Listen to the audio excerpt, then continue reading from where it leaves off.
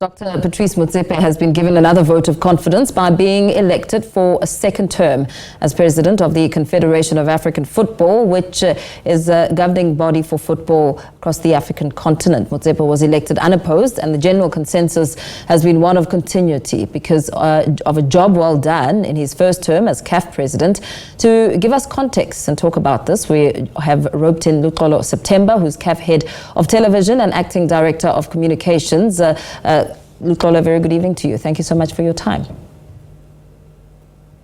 Well, thank you very much for the time, and really I appreciate also the coverage and the attention you're bringing to this important story, not only to South Africa, but to the African continent. Yeah, absolutely. You were there when Dr. Motsepe started his job. Perhaps talk to us a little bit about the CAF he found where, change needed to happen in decades and how he broke down bad habits and created a new dawn for African football. Well, thank you so much. I mean, first of all, I must take this opportunity to acknowledge the statement from the cabinet in South Africa, the government of South Africa, acknowledging the re-election of Dr. Patrice Motsepe. It's a significant milestone. It's a significant moment for Africa. And I think sometimes many South Africans don't necessarily have an appreciation of just how big CAF is in the African continent. The message is very clear. The message from the federations, from the member association has been very clear, is we want continuity. We gave you a mandate 4 years ago. We gave you a list of things to do. You promised 10-point plan.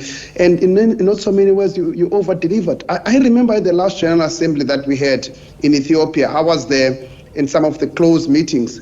And each and every president kept on asking him in those zonal meetings, are you standing? And I remember one quite clearly, I think it was one of the presidents from West Africa, and he said, if you don't stand, we are going to force you to stand because we want you to continue with this story. And I think the results are there for themselves. I mean, he has restored the image of African football. He's turned around the finances of CAF. He's delivered record revenues for AFCON. He's increased, he's made African football very appealing, him and his leadership collective, Dr. Motsepe. AFCON being watched in over 1.4 billion people globally. Rising, actually, if you remember, the last AFCON in Cameroon was watched by 580 million people. Yeah. This means that there is something that is happening here. More prize monies for teams. Earlier on you were talking about the club association. There is more money that is being invested in club football.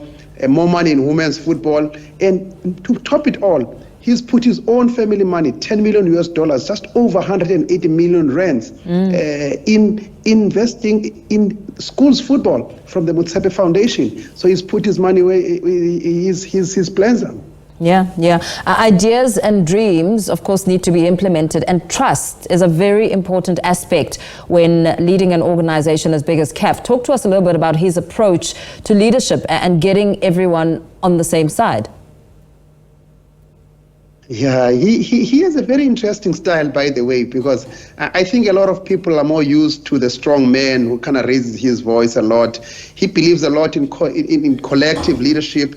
He believes a lot in taking people along with him on a journey, but do not test him. And I remember one meeting, a press conference in South Africa, Dr. Ivan Khoza once told people in that press conference, I think it was his first press conference, that they must be careful because he doesn't suffer fools. Now, it's typically the kind of man he is. But I think more importantly, what he's brought on the table is credibility. It's credibility. Yeah. Credibility for Africa, credibility for African football. And he's leading an era in African football that has never been seen before. And I think, and of course, also credit must go to his leadership collective, the executive committee, the general secretary, the members of CAF, and also the 54 member associations who are driving this latest revolution that is happening in African football at the moment. Talk to us a little bit about the success of football on the continent. How did he get that right?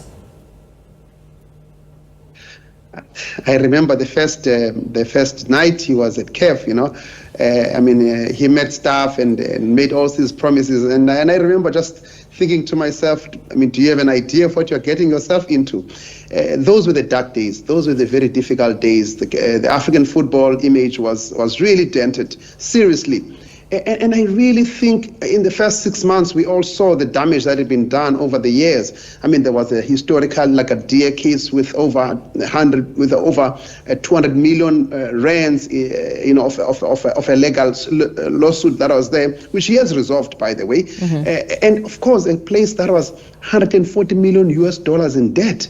Now, we couldn't pay any of our debtors at that time. No one globally, the sponsors didn't want to touch CAF.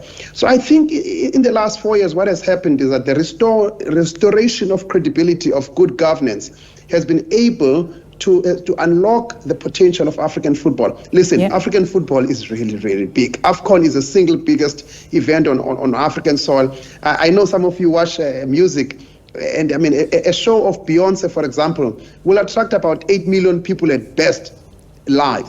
A football match is watched by over 1.4 billion people.